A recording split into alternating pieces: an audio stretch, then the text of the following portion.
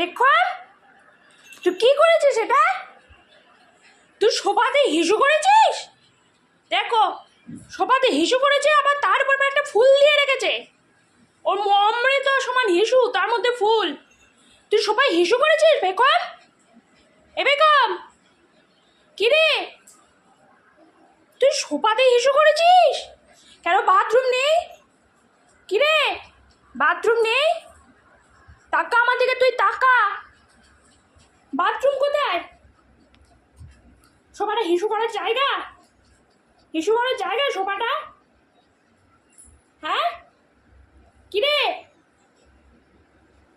পালাচ্ছে, এবার পালাচ্ছে, এটাও পালাচ্ছে। এবার দেখ, ছুটতে ছুটতে পালাবে। তুই বল, তোকে কেউ বাঁচাবে না, পুলুটো তোকে বাঁচাবে তুই ভাবলি?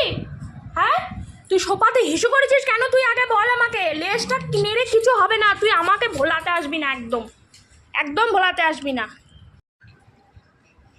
সবাই ওর হয়ে সালিশি করতে এসেছে, সবাই। এই যে সবাই ওর হয়ে সালিশি করছে,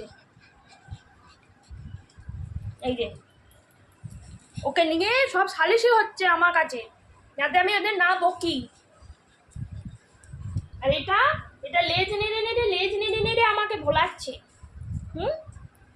এই যে আমাকে দিন রাত ভোলাচ্ছে, দোষ করবে দিয়ে ভোলাবে। ও কিন্তু বাজ, আমি হিসু পাটি করতে শিখে গেছে।